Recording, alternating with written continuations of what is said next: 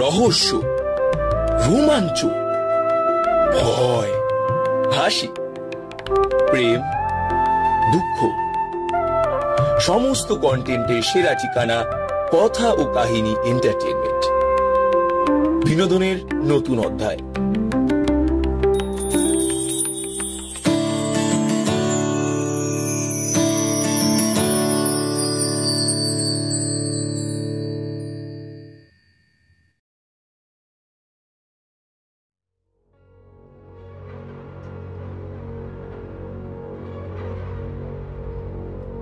নমস্কার।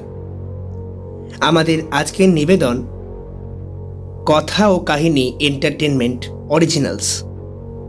সময় ছিল রাত 10টা, দ্বিতীয় এবং অন্তিম পর্ব। গত সপ্তাহে গল্পটির প্রথম পর্বে আপনারা শুনেছেন যে গল্পের কথক সায়ন্তন 2 বছর আগে ঘটে যাওয়া একটি ঘটনার বিবরণ দিয়েছে। 2 বছর আগে একদিন গুড ফ্রাইডের সন্ধে সায়ন্তন তার ইউনিভার্সিটির বন্ধু রক্তিমের বাড়িতে যায় মিউজিক প্র্যাকটিস করতে।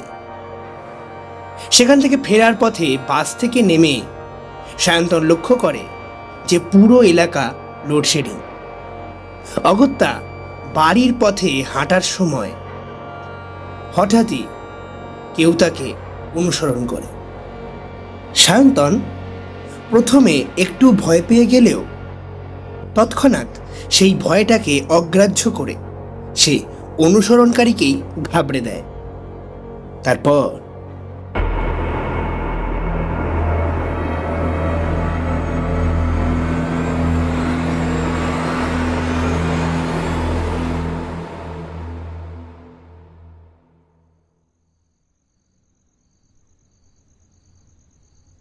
এবার আমি সাহস ফিরে পেলাম। মনে হলো অনুসরণকারী বেশ ঘাবড়ে গেছে, কিন্তু এবার সে আমার দিকে এগিয়ে এলো। অন্ধকারে পরিষ্কার দেখা যাচ্ছে না, তবে দেখে মনে হলো হাফ শার্ট আর ট্রাউজার পরা একটা ছায়া মূর্তি আমার সামনে এসে দাঁড়িয়েছে। একটা চেনা গলার আওয়াজ শুনতে পেলাম। কি রে, এভাবে চিৎকার করছিস কেন? আমাকে দেখে কি তোর কিডন্যাপার বা মার্ডারার বলে মনে হচ্ছে নাকি রে?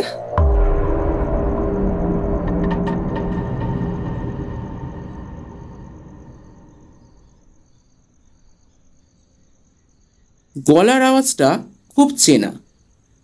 আরে বেটা রক্তিম, তুই?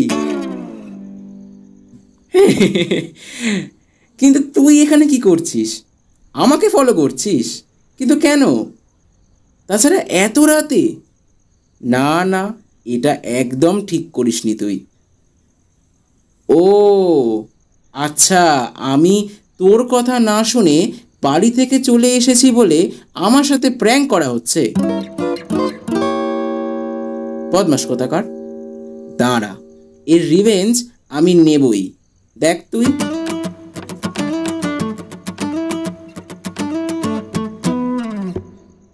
আমি এতগুলো কথা বললাম, কিন্তু রক্তিমের কোনো প্রতিক্রিয়া হলো না। এতক্ষণ চুপ থেকে এবার সে বলল, আরে বোকাটা, তুই তো সাইড ব্যাগটা ফেলে গেছিলিস। আমি কতবার কল করলাম, ধরলিই না। তাই তুই বেরোনোর পর থেকেই তোকে ফলো করে চলেছি। বাসেও তুই আমাকে খেয়াল করিসনি।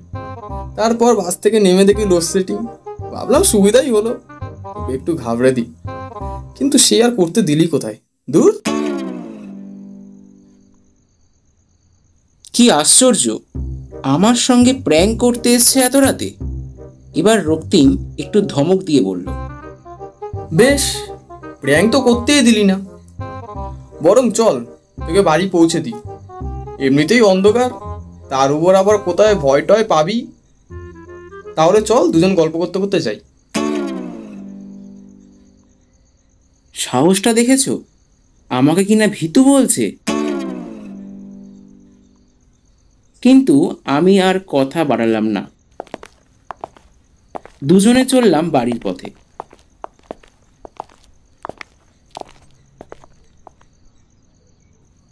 বাড়ির গেটের সামনে দাঁড়িয়ে রক্তিম বলল, বাড়ি পৌঁছে দিয়েছি, এবার আমার ডিউটি শেষ, চলি তাহলে। বলেই গটগট শব্দ করে এগিয়ে গেল। আমি পিছন থেকে বললাম, ঠিক আছে, বাড়িতে ঢুকে অবশ্য একটা কল করবে কিন্তু। কিন্তু আমার কথার কোনো প্রত্যুত্তর পেলাম না। যাই হোক, আর দাঁড়িয়ে না থেকে চাবি খুলে ভেতরে ঢুকলাম।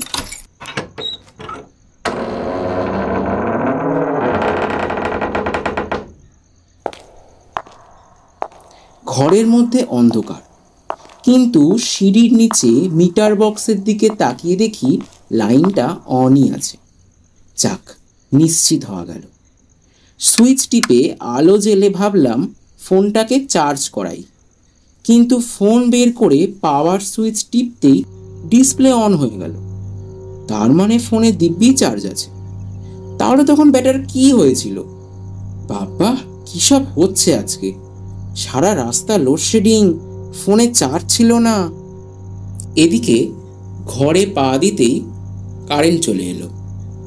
ফোনও দিব্যি ঠিক আছে। তাহলে কেসটা কি? অবশ্য এরপর আর ভাবনা চিন্তা করার সময় নেই। কাল সকালে উঠেই ইউনিভার্সিটি ছুটতে হবে। অগত্যা দুটো ভাতে ভাত রান্না করে খেয়ে শুয়ে পড়লাম।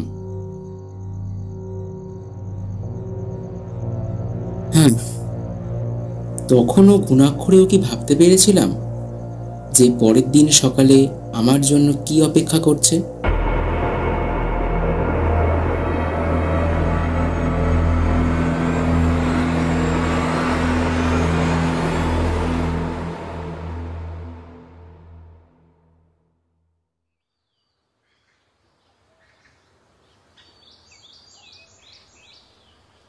পরের দিন আমার আর ইউনিভার্সিটি যাওয়া হলো না। এমন মর্মান্তিক একটা ঘটনা প্রত্যক্ষ করব কল্পনা করতে পারিনি। সকালে ইউনিভার্সিটি যাওয়ার জন্য রওনা দিয়েছি।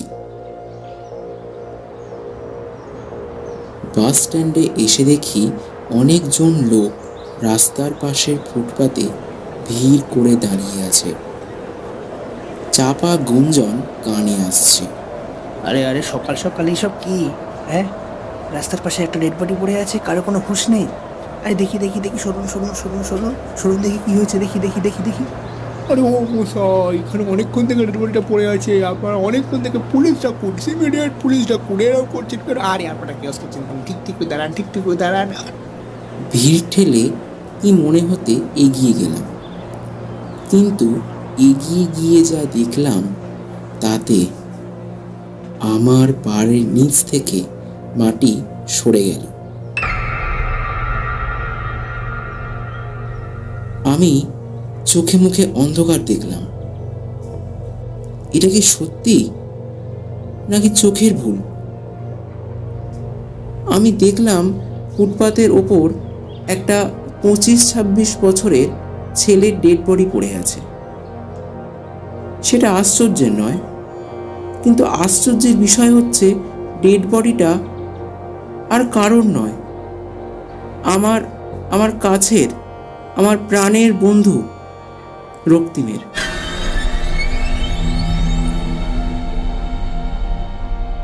মাথাটা কাত হয়ে পড়ে আছে একপাশে, জামাটা ভিজে গেছে রক্তে। আমি দৃশ্যটা আর সহ্য করতে পারলাম না। একজন বলল, মনে হয় কাল রাতেই মারা গেছে, দেখছো না একটু একটু করে গন্ধ ছাড়ছে। হ্যাঁ, ঠিকই বলেছেন মশাই। বাবা, আজকাল তো যে দিনকাল পড়েছে, এইসব ডেড বডি সকালবেলা উঠেই বাবা গো। আমি ভিড় ঠেলে বাইরে বেরিয়ে এলাম। মাথাটা ঘুরছে হালকা হালকা। আমি পাশেই একটা গাছের নিচে বসে পড়লাম।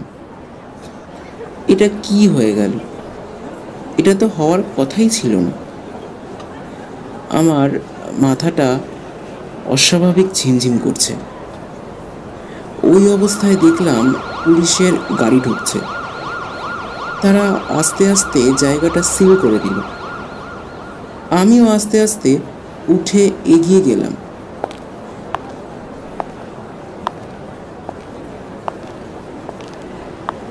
একজন অফিসার তদারকি করছে।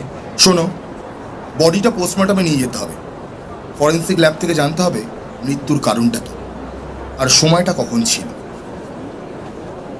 অফিসারকে আমি সব খুলে বললাম, কালকের ঘটনা, লোডশেডিং, রক্তিমের সঙ্গে দেখা করা, আমাকে বাড়ি পৌঁছিয়ে দেওয়া।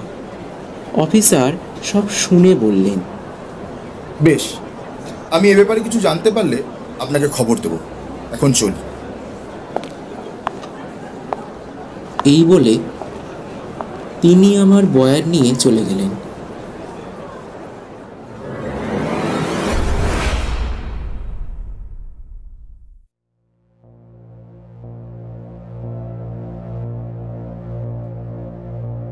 দুই দিন পর ফরেন্সিক ল্যাব থেকে যা জানতে পারলাম তাতে আমার এতদিনের পরিচিত বুদ্ধি, জ্ঞান হারিয়ে যেতে লাগলো। ফরেন্সিক ল্যাব থেকে জানতে পারলাম অ্যাক্সিডেন্টের কারণে মৃত্যু হয়েছে রক্তিমের। সেটা অস্বাভাবিক তথ্য না হলেও অদ্ভুত তথ্যটা হলো মৃত্যুর সময় ছিল রাত 10টা থেকে 10টা 5-10 মধ্যে।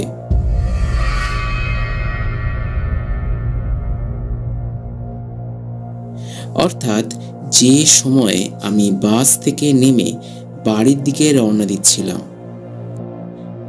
এখন আমার সবটা মনে পড়ে গেল।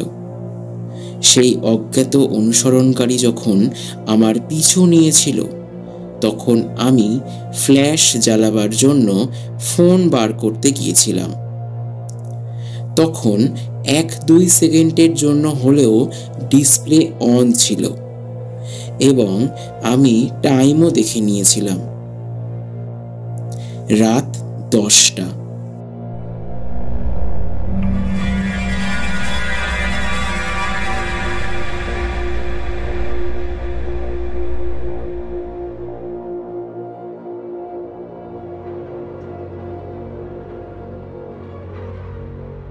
হিসেবটা কিছুটাই মেলাতে পারলাম, কিন্তু বিশ্বাস অবিশ্বাসের দ্বন্দ্ব কিছুতেই মিটল না।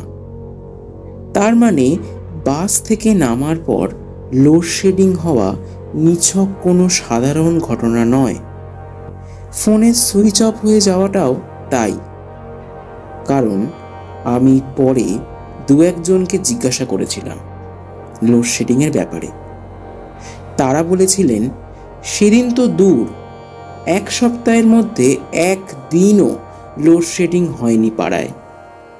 সেটা অবশ্য আমি জানি, শুধু নিশ্চিত হওয়ার জন্যই প্রশ্নটা করা।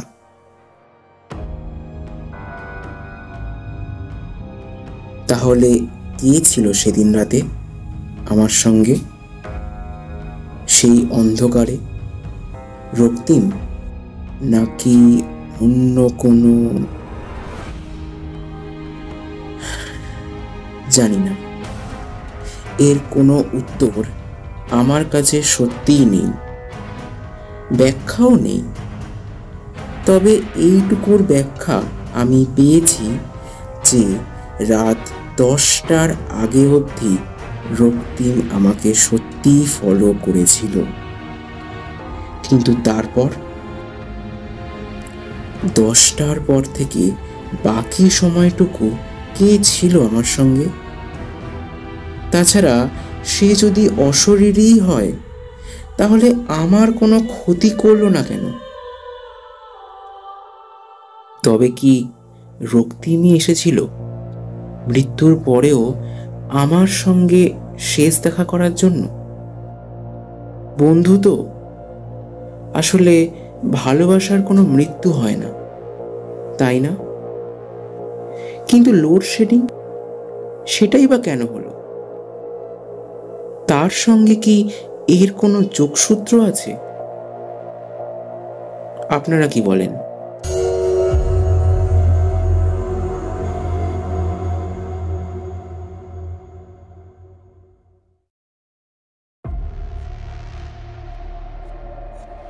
শুনছিলেন কথা ও কাহিনী এন্টারটেনমেন্ট অরিজিনালস। সময় ছিল রাত 10টা। দ্বিতীয় এবং অন্তিম পর্ব।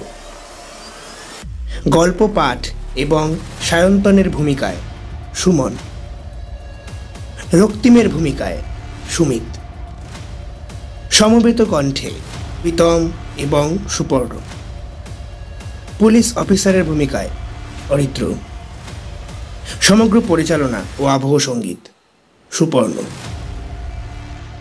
আজকের মতন শুভরাত্রি।